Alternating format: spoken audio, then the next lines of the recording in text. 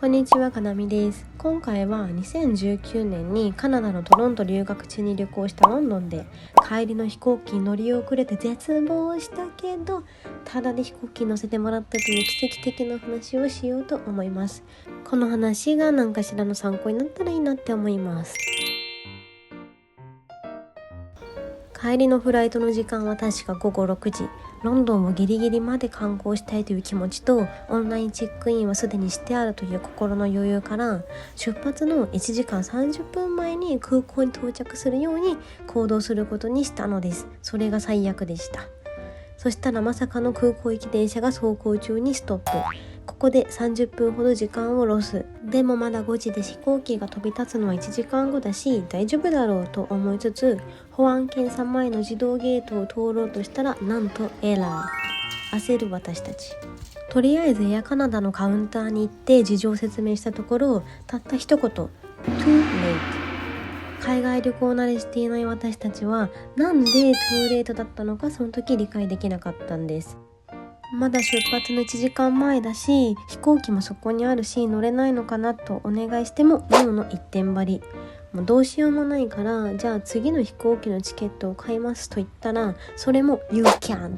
という意味不明な返答のみ。ということで私たちは次の飛行機のチケットも購入できずカナダに戻ることも許されないという謎の状況に陥ってしまったのです。それからネットで航空券をチェックしたら明日のヒースロー空港発のトロント行きエアカナダの航空券がなんと普通に発売中。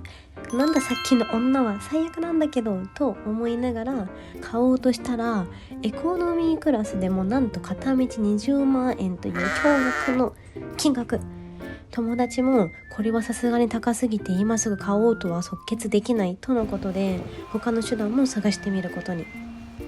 まず一つ目の手段、受付スタッフは最悪だったのでカスタマーサービスに電話をかける。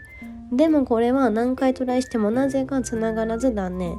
二つ目はとりあえずカナダにいる友達にどうするべきか聞いてみる。そうしたらヒースロー空港からバスで1時間くらいの場所にあるガトウィック空港なら1人約10万円で明日トロントに帰れる便があったの。片道1人20万円と比べたら半額だったので即購入。でもね、ガトウィック空港に行こうと思った時にね、一つ同じ状況の記事を見つけたの。そこには飛行機逃したけど次の日キャンセル待ちで3万円の手数料で飛行機に乗れたとのこと。翌日朝なら別のスタッフの可能性も高いから対応が違う可能性もあるとのこと。ただの一例に過ぎないけど10万円で買った航空券は朝8時までにキャンセルができるということだったので飛行機が7時ぐらいにヒースロー空港を出ればギリギリ間に合う時間だったということもあって私たちはここで賭けに出たの。そうして朝までヒースロー空港で待つことにしたけど深夜のヒースローには物乞いとかも現れて寝ている場合じゃなかった。そんなこんなで朝一6時のカウンターに行って事情説明しに行ったの。そうしたらスタッフの人が私たちのあまりにも疲れ果てた姿を見てあなたたちずっとここにいたのとめっちゃびっくりしてました。とりあえず飛行機のキャンセルを確認するから1時間後に来てちょうだいとのこと。超不安になりながら待つこと1時間。カウンターに行くとお姉さんが2人分の席の枠を確保できたわと2個。恐る恐るいくらですかと聞くとあなたたちは何も支払わなくていいわただ時間がないから走りなさいと言われて私たちはフェイという言葉にならない感情になりました。お姉さんにあなたのことは一生忘れないありがとうと言ってもう一つの航空券キャンセルしてゲートに向かってチケットかざしてゲートオープン。もう嬉しいちゃあれしない。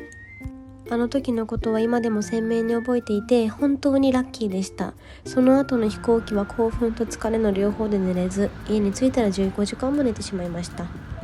多分次の航空券を無料で手配してくれたのは私たちがオンラインチェックインをしていたからかなって思います。あとは単純にその時の受付の人が神レベルの素晴らしい人だったんだなと。これで学んだことは飛行機出発の3時間前に空港に着けるように行動するべきということです。私みたいなアホな失敗をしないように皆さんは気をつけてくださいね。